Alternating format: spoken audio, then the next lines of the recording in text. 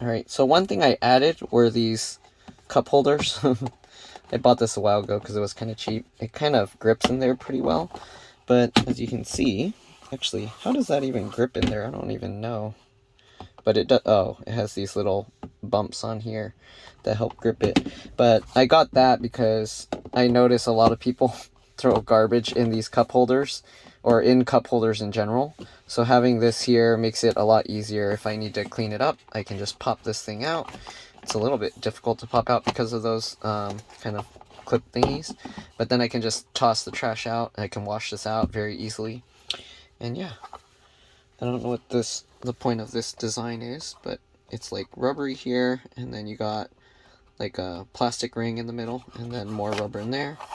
The outside's also a slight rubber material. But yeah, I don't know if you guys wanted any other specific things. You can kind of see the stitching here, stitching here, stitching there.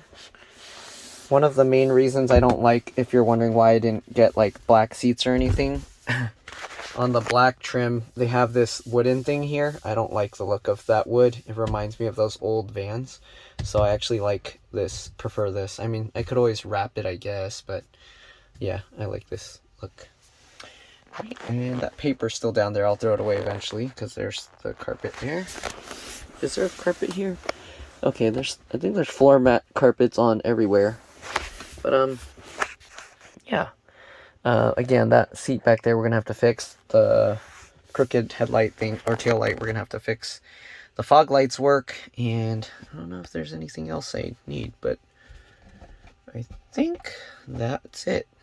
If not, you'll see me again. Bye.